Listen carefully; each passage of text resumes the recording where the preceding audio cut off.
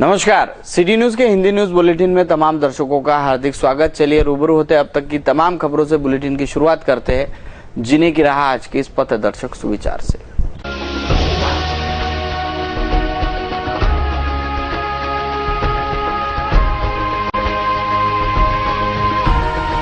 आप जितना प्रेम देंगे उतना प्रेम पाएंगे। आपके पास प्रेम जितना अधिक होगा उसे दान करना उतना ही सहज होगा। सुविचार के बाद अभी लेंगे एक ब्रेक के बाद देखेंगे संपूर्ण समाचार विस्तार से।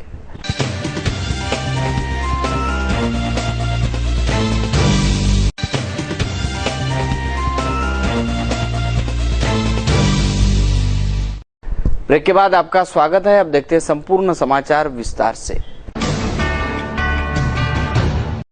अमरावती महानगर पालिका की ओर से शहर का अतिक्रमण हटाया जा रहा है। बुधवार को शहर के प्रतिष्ठित प्रतिष्ठान आराधना वस्त्रालय पर मनपा की ओर से कार्रवाई की गई। मनपा के अतिक्रमण विभाग द्वारा कार्रवाई कर अवैध बांधकाम हटाया गया। अमरावती शहर का प्रतिष्ठित प्रतिष्ठान आराधना वस्त्रालय पर मनपा की ओर से अतिक्रमण कार्रवाई की गई। खुद दुकानदारों ने तल मंजिले में पार्किंग व्यवस्था होने के बावजूद शासकीय जगह का अवैध इस्तेमाल कर दुकान सजाई। शहर के आराधना वस्त्रालय में हर दिन खरीदारों की भीड़ रहती है। वस्त्रालय की ओर से तल मंजिले पर पार्किंग व्यवस्था की गई, लेकिन दुकान की ओर से ही अतिक्रमण जगह पर वस्त्र टांगने से अतिक्रमण विभाग की ओर से वस्त्रालय पर कार्रवाई की गई। दुकान के सामने लगी टाइल्स भी मनपा अतिक्रमण दस्ते की ओर से फोड़ी गई। अब सवाल यह उठता है कि शहर के अनेक दुकान व्यवसायियों की ओर से अतिक्रमण किया गया है। क्या मनपा इन सभी व्यापारियों पर तोड़ू कार्रवाई करेगी?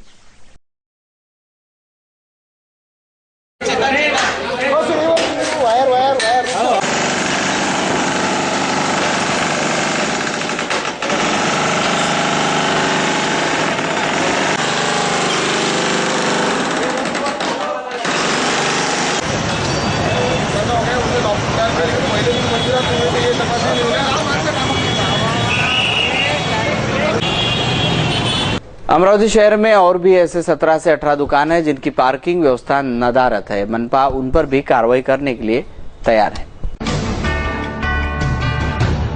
अमरावती महानगर में आए दिन शराब दुकानों के पास शहर पुलिस अपने वाहन खड़े कर ग्राहकों में दहशत निर्माण करते हैं, ऐसा कहना है व्यवसायिकों का, जिसके चलते शराब विक्रेता तथा व्यवसायिक पर बुरा असर पड़ रहा है। शराब व्यवसायी संभ्रम में भी इस कार्रवाई से नजर आ रहे हैं।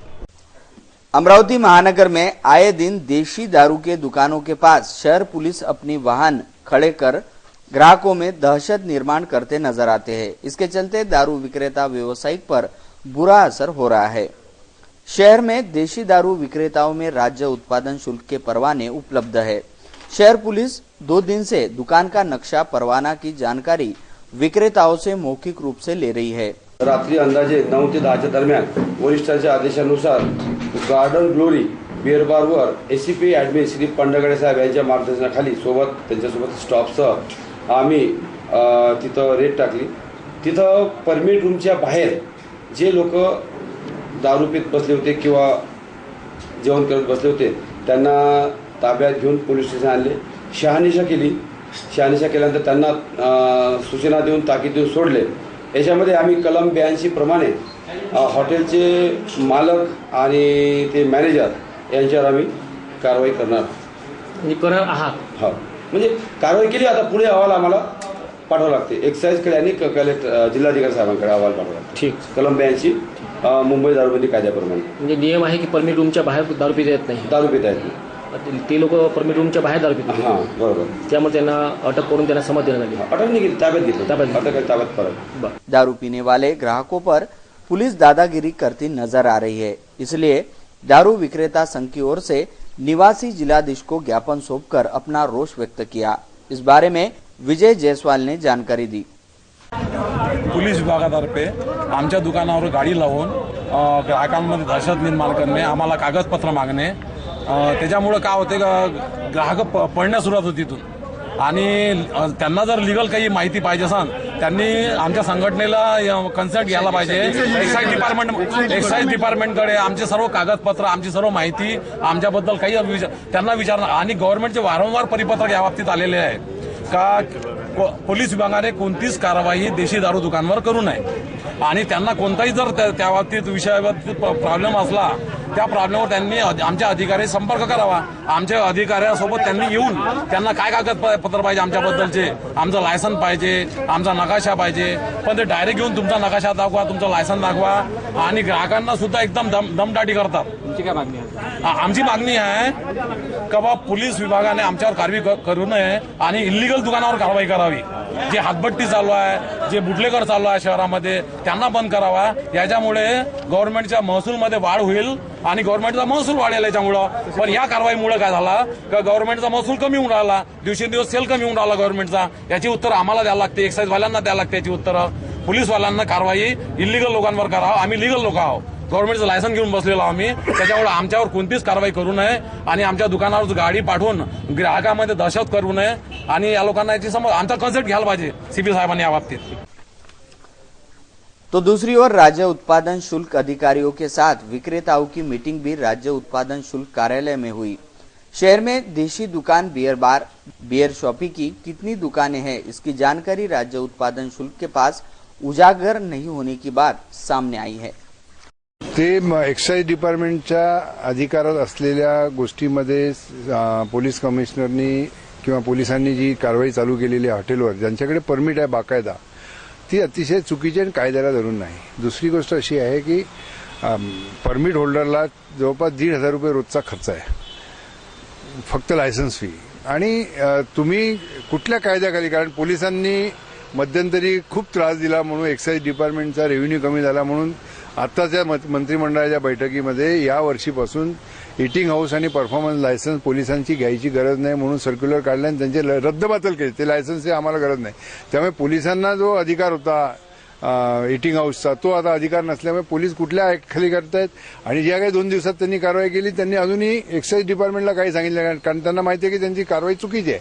कारण कुठल्या ऍक्ट, कारण मला पण माहिती आहे की ऍक्टमध्ये असं स्पष्ट लिहिलेलं आहे की पोलीस कमिशनर किंवा पोलिसांनी किंवा एसपीनी जर एखादी आदेश देताना एक्साईज डिपार्टमेंटचा अधिकारी सोबत नेऊनच परमिट ज्यांच्याकडे आहेत, जे ऑफिशियली कायदेशीर मद्य विक्री करतात, FL2, FL3 किंवा CL2, CL3, त्यांना कारवाई करायची असेल तर त्यांच्या प्रिमायसेसमध्ये जायच्या आधी त्यांना एक्साईज डिपार्टमेंटची परवानगी लागते. आणि कस्टमरला उचलून घेऊन जाणे, आता सगळ्या अख्ख्या भारतामध्ये बाहेर बसतात, कोणी कुठे काय बसतं, पण ते काही रस्त्यावर बसत नाही. हॉटेलच्या 1-2 खुर्ची बाजूला ठेवली तरी सुद्धा पोलीस घेऊन जात असतील. चांगल्या प्रतिष्ठित कस्टमरला घेऊन जात असतील तर मग दारूचा विभागच बंद करून टाका ना. मग म्हणजे महाराष्ट्राने दारूच विकू नये. कारण तुम्ही साध्या वाईन शॉपमधून जर दारू घ्यायला गेले तर तुम्हाला मग कायद्याने परमिट लागतं. CL3च्या दुकानात, देशी दारूच्या दुकानाच्या बाहेर जे गरीब कटलेवाले, रिक्षावाले किंवा लेबर उभे असतात त्यांना सुद्धा लायसन्सशिवाय तो दारू पाजू शकत नाही. म्हणजे जर तुम्ही एवढा कायदा जर हे केला तर तुम्हाला एकही थेंब दारू या महाराष्ट्रामध्ये विकू शकणार नाही. आणि 5 स्टार झाले, 3 स्टार झाले, ते सरेआम लिगली दारू विकतात. मग तुम्ही त्यांच्यावर पण कारवाई केली. आज ऑफिसर्स क्लबमध्ये मोठमोठे अधिकारी येऊन तिथे बाहेर बसून विस्की पितात, मग त्यांच्यावर पण कारवाई होऊ शकते जर तुम्ही हाच कायदा वापरला तर. कमिशनर साहेबांनी वडाचं तेल वांग्यावर काढू नये. नगर पंचायत चुनाव हेतु राज्य में आचार संहिता लागू की गई है. आचार संहिता के चलते मनपा व जिला परिषद के विकास कार्यों पर विपरीत परिणाम होगा, लेकिन आचार संहिता चुनाव क्षेत्र के लिए ही लागू रहने की बात जिलाधीश ने पत्रकार परिषद लेकर पुख्ता की है. नगर पंचायत चुनाव हेतु राज्य में आचार संहिता लागू की गई है. आचार संहिता के चलते मनपा व जिला परिषद विकास कार्यों पर विपरीत परिणाम होगा, लेकिन आचार संहिता चुनाव क्षेत्र के लिए लागू रहने की बात जिलाधीश ने की. नगर पंचायत चुनाव हेतु लागू हुई आचार संहिता चुनाव क्षेत्र के लिए मर्यादित रहेगी, ऐसा खुलासा जिलाधीश किरण गीते ने एक पत्रकार परिषद लेकर किया है. आचार संहिता के चलते विकास कार्य पर कोई फर्क नहीं पड़ेगा, ऐसा जिलाधीश ने कहा. पत्रकार परिषद में मुख्य कार्यपालन अधिकारी किरण कुलकर्णी, मनपा आयुक्त हेमंत पवार आदि मान्यवर उपस्थित थे. तर ही नोंदणी आपण अमरावती शहरामध्ये आपण 6 अधिकारी SDO अमरावती प्लस 5 जूनचे 5 अधिकारी आपण नियुक्त केलेले आहेत. आणि इतर 6 ठिकाणी सुद्धा उपविभाग अधिकारी, त्यांच्या मदतीला तहसीलदार आणि सर्व अधिकाऱ्यांनी दिलेले आणि सर्व मतदारांना, पदवीधर मतदारांना आपल्या मार्फत आवाहन करण्यात येतं. 5 नोव्हेंबरपर्यंत मतदान नोंदणीची तारीख आहे. यावर्षी नवीन ही मतदार यादी तयार होते. अनेक लोकांचा असा भ्रम असतो की माझं नाव ऑलरेडी मतदार यादीमध्ये आहे, मला आता रेशन करायची गरज नाही. अशा सर्व मतदारांना आवाहन करण्यात येतं की आपण आपलं नोंदणी ही 5 नोव्हेंबरच्या अगोदर नक्की करावी आहे. आपण आपल्या मतदानाचा अधिकार वापरावा. संभाग के 5 जिलों में प्रस्तावित नगर पालिका चुनाव के लिए भाजपा की गुरुवार को एक महत्वपूर्ण बैठक आयोजित की गई है। इस बैठक में महाराष्ट्र राज्य के मुख्यमंत्री देवेंद्र फडणवीस उपस्थित रहकर भाजपा को मार्गदर्शन करेंगे। निर्वाचन आयोग ने पालिका चुनाव का कार्यक्रम घोषित किया है। संभाग के 5 जिलों की 34 पालिकाओं के लिए 27 नवंबर को वोट डाले जाएंगे। भाजपा के ओर से ग्रैंड महफिल होटल में बैठक का आयोजन किया है। इस बैठक में प्रमुखता से महाराष्ट्र के मुख्यमंत्री देवेंद्र फडणवीस संबोधित करेंगे। बैठक में 5 जिलों के भाजपा पदाधिकारी उपस्थित रहेंगे, जिनको मुख्यमंत्री साहब दिशा निर्देश देंगे। न्यूज बुलेटिन में वक्त हो चला एक ब्रेक का। ब्रेक पश्चात फिर मिलेंगे कुछ अन्य खबरों के साथ। बने रहिए सिटी न्यूज के साथ।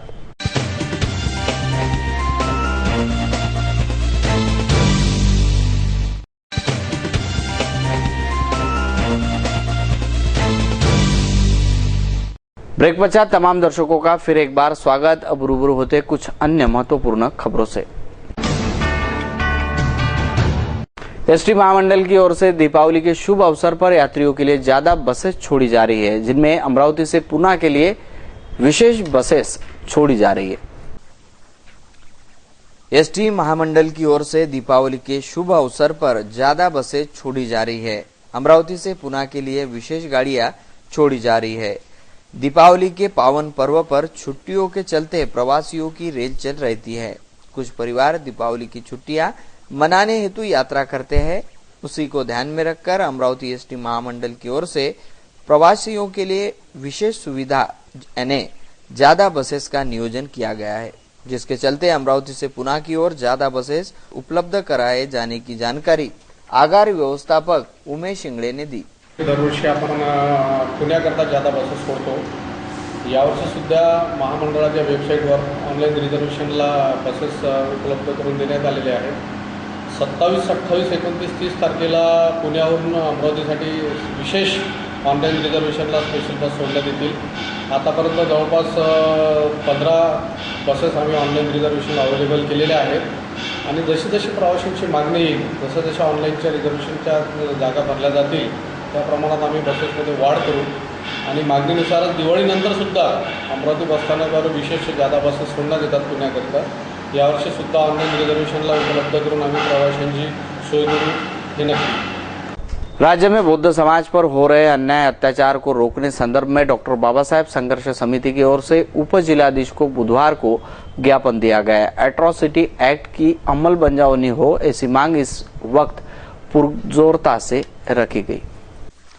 डॉक्टर बाबा साहेब संघर्ष समिति की ओर से निषेध आंदोलन का आयोजन बुधवार को किया गया था, लेकिन आचार संहिता के चलते गाड़गेनगर पुलिस ने मोर्चा को अनुमति नहीं दी। समिति की ओर से एट्रोसिटी एक्ट की अमलबजावनी, समाज पर हो रहे अन्याय, बौद्ध वसाहत को पुलिस संरक्षण आदि के साथ उप जिलाधीश को ज्ञापन सौंपा गया। डॉक्टर बाबासाहेब आंबेडकर संघर्ष समितीच्या वतीनं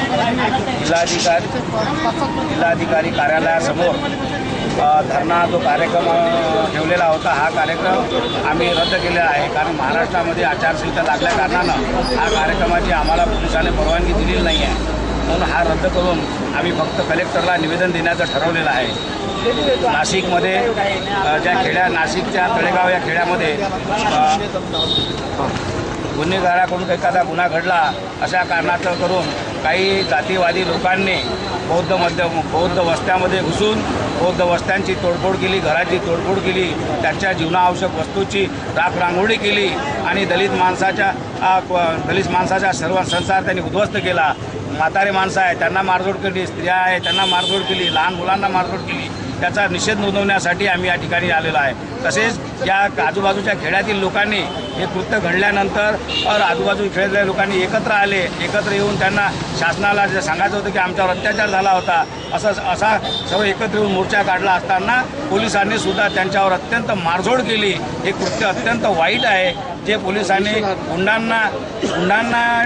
गुंडांना एकत्र करून त्यांना त्यांच्यावर कारवाई करायला पाहिजे, परंतु अन्याय झालेल्या माणसावरच त्यांनी मारझोड करून त्यांच्यावर अत्याचार केलेला आहे. म्हणून माननीय मुख्यमंत्री यांना आम्ही निवेदन देण्यासाठी जिल्हाधिकारी मार्फत यांना निवेदन पाठवून आमच्या मागण्या ज्या आहे की त्यांना सांगणार आहे की अॅट्रॉसिटीचा कायदा हा अत्यंत कडक करावा, जेणेकरून जे गावगुंड आहे त्यांच्यावर कारवाई होईल आणि या बौद्धांवर आणि अल्पसंख्याकांवर होणारे अत्याचार थांबतील. कार्तिक मास में करवा चौथ का व्रत धूमधाम से मनाया जाता है। अमरावती शहर के मोची गली के मेहरा निवास में महिलाओं द्वारा करवा चौथ का व्रत रखा गया तथा पूजा विधि संपन्न की गई। इस पावन मौके पर माता रानी का पूजन भी किया गया। करवा चौथ के अवसर पर पति के लंबी उम्र के लिए यह व्रत रखा जाता है। कार्तिक मास के करवा चौथ का व्रत धूमधाम से शहर भर मनाया गया। उसी की तर्ज पर अमरावती शहर के मोची गली स्थित मेहरा निवास में भी महिलाओं द्वारा करवा चौथ का व्रत रखकर पूजा विधि की गई। संपूर्ण श्रृंगार करके महिलाएं करवा चौथ का त्योहार मनाती है। अपने पति के दीर्घ आयुष्य के लिए यह त्योहार सदियों से मनाया जाता है। मोची गली के मेहरा निवास में महिलाओं द्वारा माता रानी का पूजन कर पूरे उत्साह के साथ यह त्योहार संपन्न हुआ।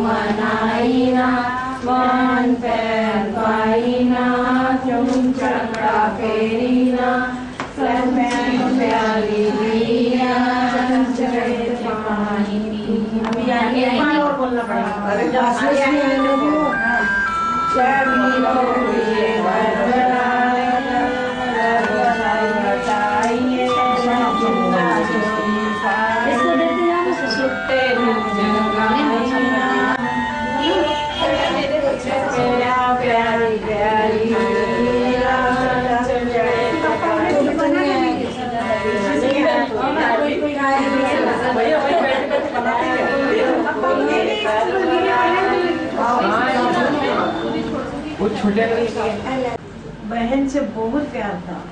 उसके भाई आए, उन्होंने कहा बहन चलो खाना खाए। वो कहने लगी भाइयों आज मेरा व्रत है, मैं भाभीियों के साथ पूजा करके खाना खाऊंगी, जब चंद्रमा दिखेगा तब खाना खाऊंगी। लो एक बार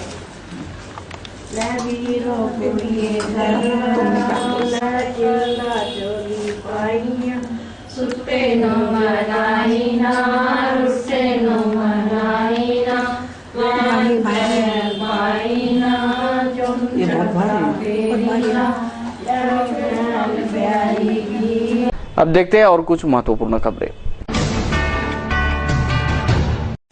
अमरावती शहर के सुफियान नगर नंबर 2 में बिजली की तार टूटकर जमीन पर गिर जाने से एक भैंस उसके चपेट में आ गई। छोटू भाई भैंसावाले नामक भैंस मालक ने अपनी भैंसों को चराने हेतु सुफियान नगर नंबर 2 में छोड़ा था, लेकिन रास्ते पर बिजली की तार टूटकर गिरी। इस तार के चपेट में आकर एक भैंस की मौत हो गई और एक युवक भी जख्मी हुआ। घटनास्थल पर पुलिस ने पंचनामा कर तत्काल विद्युत विभाग को घटना की जानकारी दी। सिने संगीत के प्रख्यात संगीतकार जिन्होंने पार्श्व गायन पद्धति की शुरुआत की, ऐसे मशहूर मारूफ आरसी बोराल का जन्म 19 अक्टूबर 1903 में हुआ और 19 अक्टूबर 1961 में अभिनेता सनी देओल का जन्म हुआ। दिनांक 19 अक्टूबर 1995 में अभिनेत्री बेबी नाज का निधन हुआ। 19 अक्टूबर सन 2000 में आशा भोसले को महाराष्ट्र शासन की ओर से लता मंगेशकर पुरस्कार से नवाजा गया। इन सभी को सिटी न्यूज की ओर से याद किया जा रहा है। आरसी बोराल का पूरा नाम है रायचंद बोराल। उनका जन्म 19 अक्टूबर 1903 को तत्कालीन कलकत्ता में हुआ था।